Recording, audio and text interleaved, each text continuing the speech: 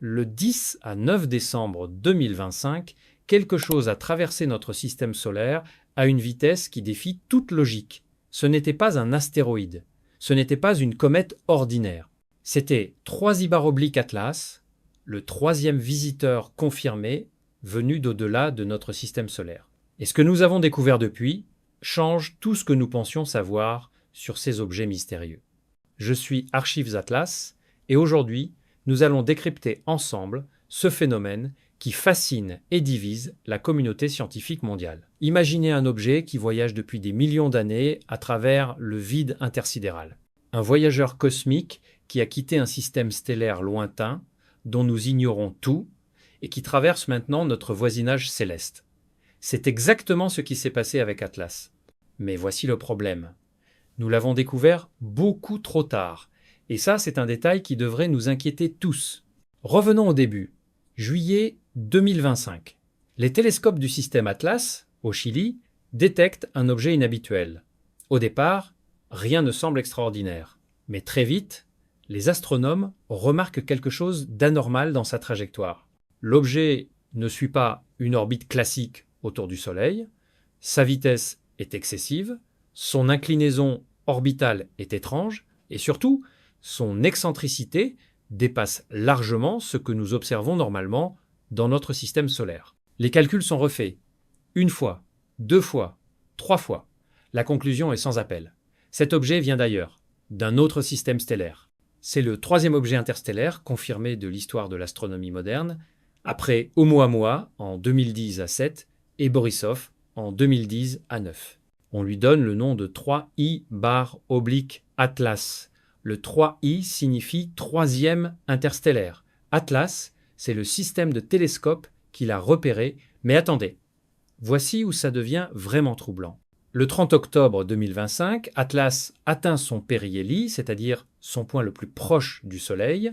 Les scientifiques du monde entier braquent leurs instruments sur lui. Et c'est là qu'ils observent quelque chose de totalement inattendu. Des jets. Des jets de matière qui jaillissent de l'objet, mais pas n'importe comment. Ces jets oscillent, ils vacillent, ils se comportent d'une manière que nous n'avons jamais observée auparavant sur aucune comète connue.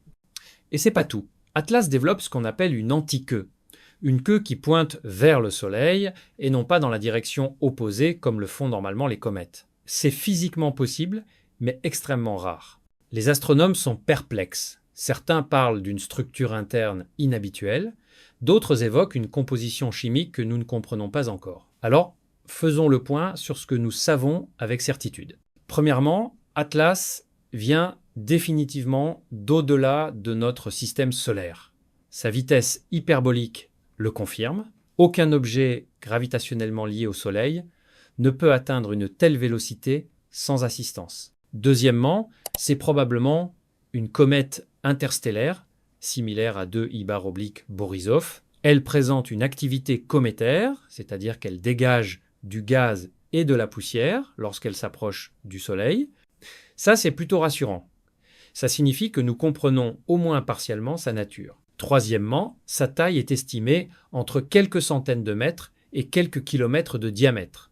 Pas assez pour représenter une menace d'extinction, mais suffisamment pour causer des dégâts catastrophiques en cas d'impact. Quatrièmement, sa trajectoire a été calculée avec précision. Atlas ne représente aucun danger pour la Terre. Son passage le plus proche de notre planète a eu lieu le 10 à 9 décembre 2025, à une distance de sécurité confortable. Cinquièmement, les observations de la NASA et de l'Agence spatiale européenne ont produit des images d'une qualité sans précédent. Grâce au télescope spatial James Webb et à d'autres instruments, nous avons pu analyser la composition spectrale de l'objet. Les données préliminaires suggèrent la présence de glace d'eau, de monoxyde de carbone et possiblement de composés organiques complexes. Mais maintenant, parlons de ce que nous ignorons. Et croyez-moi, la liste est longue. Avant de continuer, si ce type de contenu vous intéresse, si vous voulez rester informé sur les phénomènes cosmiques que les médias traditionnels ne prennent pas le temps d'expliquer, abonnez-vous à Archives Atlas. Nous sommes une veille silencieuse sur le ciel. Parce que tout ce qui nous menace n'est pas toujours visible à temps. Continuons. Alors qu'est-ce que nous ignorons encore sur Atlas? Premier mystère, son origine exacte. D'où vient-il vraiment? De quelle étoile? De quel système planétaire? Nous savons qu'il vient de l'espace interstellaire, mais c'est comme dire qu'une personne vient de quelque part en Europe. Ça ne nous dit pas grand-chose. Les astronomes ont tenté de retracer sa trajectoire en arrière. En théorie, si vous connaissez la position et la vitesse d'un objet, vous pouvez calculer d'où il vient. Mais dans la pratique, c'est infiniment plus complexe. Les perturbations gravitationnelles, les effets non gravitationnels, les millions d'années de voyage, tout cela rend le calcul extrêmement incertain. Certaines études suggèrent qu'Atlas pourrait provenir de la direction de la constellation de la Lyre. D'autres pointent vers des régions complètement différentes. La vérité, c'est que nous ne savons pas. Deuxième mystère, pourquoi ces jets oscillants? Pourquoi cette antiqueux? Les comètes classiques ont des comportements relativement prévisibles. Quand elles s'approchent du Soleil, la glace se sublime, crée du gaz, et ce gaz emporte de la poussière. Simple, non? Mais Atlas ne semble pas suivre ces règles. Ces jets vacillent comme s'il y avait quelque chose d'asymétrique dans sa structure interne. Peut être une rotation chaotique. Peut être des poches de glace réparties de manière irrégulière. Peut être une forme très allongée ou irrégulière. Certains scientifiques ont même évoqué la possibilité d'une désintégration partielle.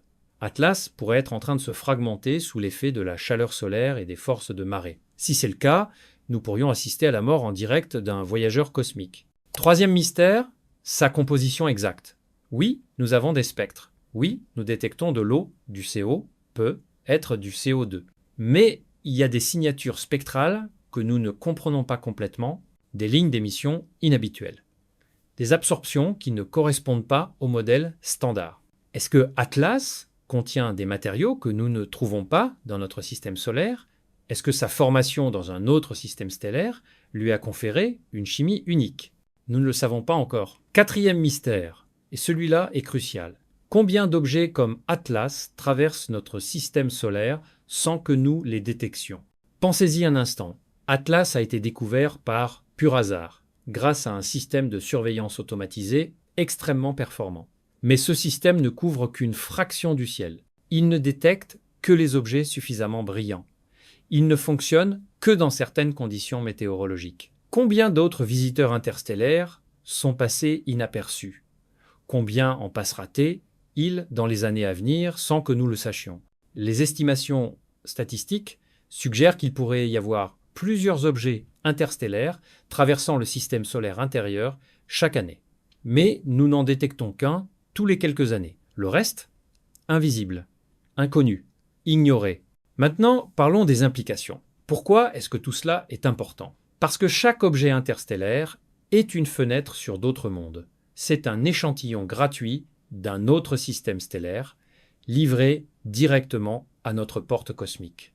En étudiant Atlas, nous étudions indirectement les processus de formation planétaire qui se produisent à des années-lumière de distance. Mais il y a aussi une dimension plus inquiétante.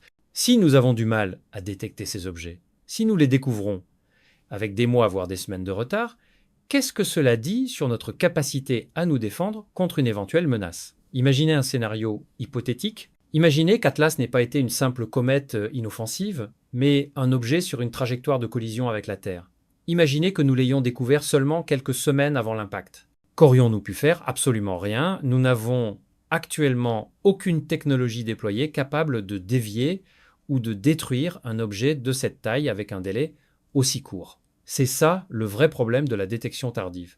Et Atlas nous le rappelle cruellement. La communauté scientifique est divisée sur ce sujet. Certains chercheurs plaident pour un investissement massif dans les systèmes de surveillance du ciel. Ils veulent plus de télescopes, plus d'automatisation, plus de capacité de calcul pour traiter les données en temps réel. D'autres estiment que les ressources devraient plutôt être consacrées aux technologies de déviation. Après tout, à quoi bon détecter une menace si nous ne pouvons rien y faire? La réalité, c'est que nous avons besoin des deux. Détection et action, surveillance et défense. C'est la seule façon de garantir la sécurité à long terme de notre planète. Atlas nous enseigne quelque chose de fondamental sur notre place dans l'univers. Nous ne sommes pas isolés. Notre système solaire n'est pas une bulle fermée. C'est un carrefour cosmique, traversé régulièrement par des voyageurs venus d'ailleurs. Ces objets interstellaires sont les messagers de mondes lointains. Ils portent en eux les secrets de leur naissance, les traces de leur voyage, les indices de processus physiques que nous ne pouvons observer directement, mais ils nous rappellent aussi notre vulnérabilité, notre dépendance à la technologie pour voir ce qui se cache dans l'obscurité du ciel, notre retard dans la préparation face à des menaces cosmiques réelles. Le cas d'Atlas est fascinant parce qu'il illustre parfaitement ce paradoxe. Nous en savons beaucoup, mais nous ignorons encore l'essentiel. Nous pouvons calculer sa trajectoire avec une précision millimétrique, mais nous ne savons pas d'où il vient vraiment. Nous pouvons analyser sa lumière, mais nous ne comprenons pas complètement sa composition.